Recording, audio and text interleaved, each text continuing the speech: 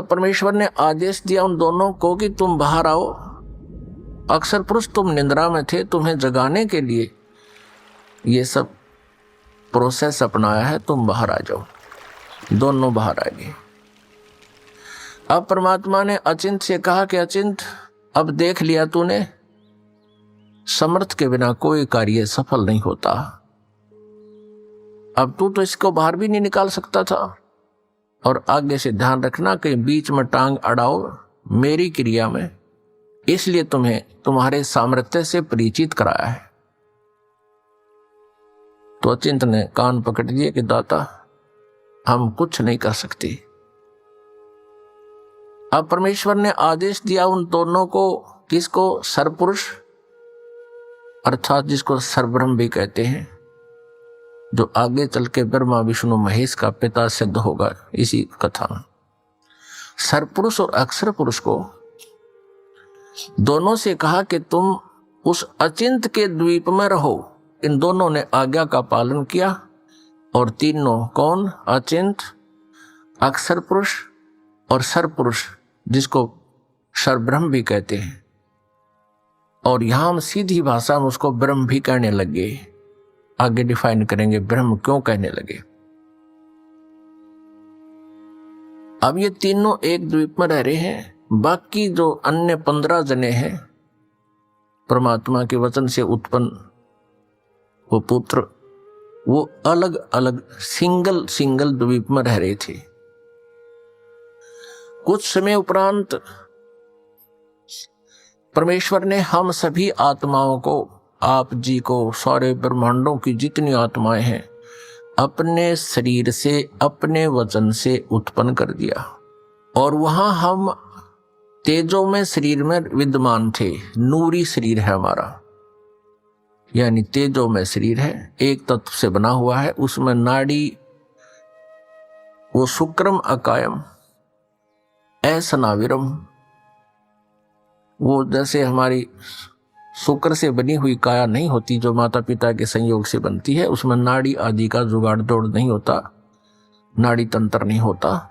इसी ऐसा ही शरीर परमात्मा का है, साकार है, मनुष्य दृश्य है, तेजो में है। लेकिन परमात्मा के शरीर का और हमारे शरीर के नूर में, सामर्थ्य में, शक्ति में और उसके नूर में, प्रकाश में अंतर है।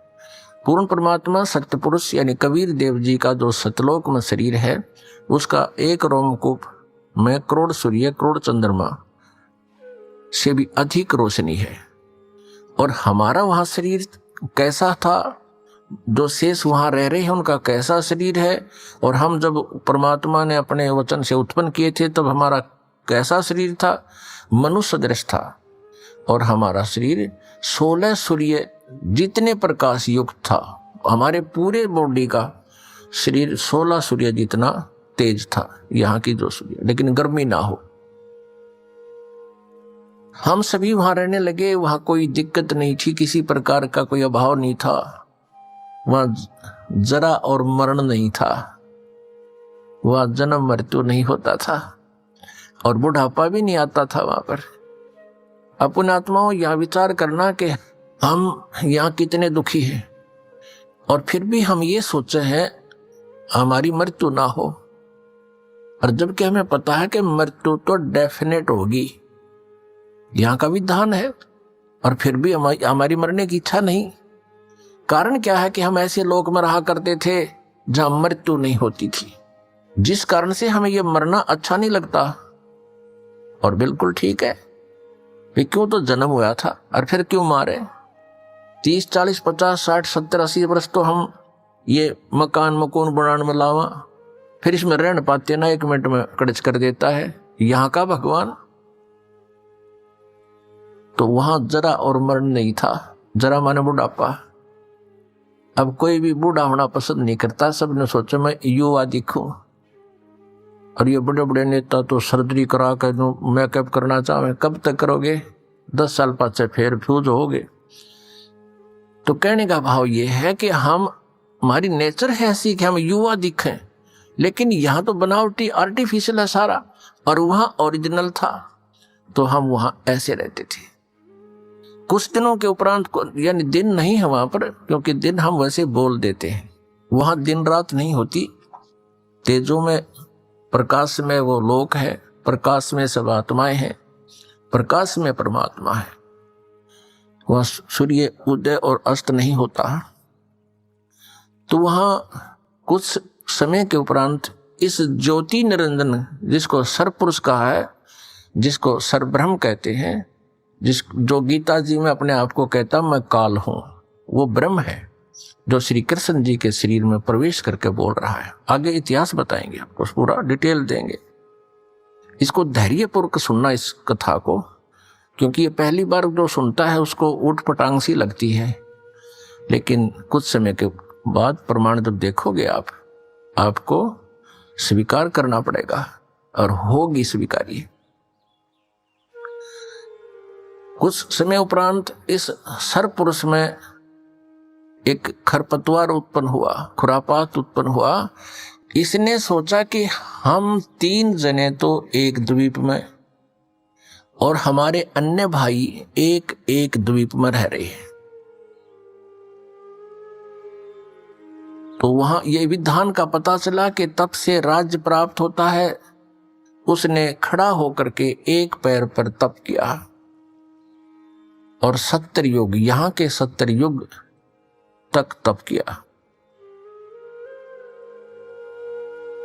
तब पूर्ण परमात्मा ने, सत्य पुरुष ने, कबीर देव जी ने पूछा कि पुत्र तू किस लिए ये तप कर रहा है, क्या इच्छा है तेरी? तब इसने कहा कि भगवान ये द्वीप मेरे लिए छोटा है, थोड़ा है, हम 3 एक द्वीप में रह रहे हैं, अन्य भाई मेरे अलग द्वीपों में एक एक रह रहे हैं, मुझे अलग स्थान चाहिए। परमात्मा ने कहा ठीक है भाई, तुझे 21 ब्रह्मांड दे दिए। जैसे एक धनी पिता अपने पुत्र को 21 प्लाट दे दे, अगले बेटा ये तेरे हिस्से में 21 प्लाट आ गए। अब उन प्लाटों को पाकर, 21 ब्रह्मांड को पाकर, ये सरब्रह्म, हम संत लैंग्वेज में इसको क्षर ब्रह्म कहते हैं। क्षर ब्रह्म, क्षर अक्षर, अक्षर तो ये अक्षर ब्रह्म तो ये परब्रह्म है जो अचिंत के वचन से उत्पन्न हुआ, और क्षर ब्रह्म है ये परमात्मा के वचन से, अंडे से उत्पन्न हुआ। ये क्षर ब्रह्म जो है 21 ब्रह्मांडों में, कभी उसमें जा कभी उसमें सैर सपट्टे करे, देख रहा है इनको। फिर मन में इसने सोचा कि इनमें कुछ कंस्ट्रक्शन होनी चाहिए। इस उद्देश्य से इसने फिर 70 युग तब फिर किया। तब परमेश्वर ने पूछा भी अब क्या चाहता है, प्लाट तेरे को दे दिए, 21 ब्रह्मांड दे दिए। तब इसने कहा प्रभु कुछ कंस्ट्रक्शन का, यानी कोई रचना सामग्री दो मुझे, ताकि मैं कुछ उसमें रचना बना करूं। यानी अब जैसे प्लाट दे दिए, उसके पास तो फिर भी कुछ को नहीं, पिता से मांगता है कुछ पैसे दो या ईंट सीमेंट मटेरियल अवेलेबल कराओ। तो परमेश्वर कबीर देव जी ने इस सरपुरुष को, क्षर ब्रह्म को 5 तत्व और 3 गुण दे दिए। अगले बेटा बना के लाने रखे दिन से, इनको पाके बड़ा प्रसन्न हुआ। फिर इसने सोचा कि मैं इसमें कंस्ट्रक्शन भी कर लूंगा, तो फिर अकेला कैसे दिल लगेगा मेरा। इसने सोचा कि कुछ आत्माएं भी मैं प्राप्त करूं भगवान से। इस क्षर ब्रह्म ने, इस काल भगवान ने फिर 64 युग तप फिर प्रारंभ किया, एक पैर पे खड़ा होकर। तो उधर से हम यहां इसके जाल में कैसे फंस गए, ये एक बहुत विशेष विचारणीय समय जो है ना बात है पुण्यात्माओं, एक विशेष विचारणीय विषय है कि हम क्यों फंसे। फिर चल इसने तो ऐसा कर लिया, प्राप्त हुआ अलग से, हम इसके साथ कैसे, हम जो फंसे हुए हैं ये इसके साथ फंसे हुए हैं, इस ब्रह्म के, क्षर ब्रह्म के साथ हम यहाँ आ गए, जिस कारण से हम यहाँ दुख पा रहे हैं। अपने पिता को छोड़ाए जहाँ कोई अभाव नहीं था, कोई जन्म मृत्यु नहीं थी। तो हम कैसे फंसे कि हम वहां देख रहे थे इसके तप को, और जब ये खड़ा होकर तप कर रहा था, एक पैर पे खड़ा होकर, हम सभी इस पर आसक्त हो गए। इतने आसक्त हो गए ओहो हो, देख कितने दिन से एक पैर पे खड़ा है, कभी इस पैर को कर लेता है, कभी उस पैर पे खड़ा हो जाता है, और ऐसे करके खड़ा है कभी। तो हम इसकी इन अदाओं से इतने प्रभावित हो गए, हम अपने भगवान से भी दिल हटा बैठे। जो हमें सर्व सुख दे रहा था, सब सुविधाएं उपलब्ध करा रहा था, हम उससे हटकर इसके ऊपर आसक्त हो गए। तो पुण्यात्माओं, यही बीमारी, यही स्वभाव आप और हम सभी को वहां से लगी थी। जैसे यहाँ के हीरो और हीरोइन, अभिनेता अभिनेत्री अपने पेट के लिए, रोजी रोटी के लिए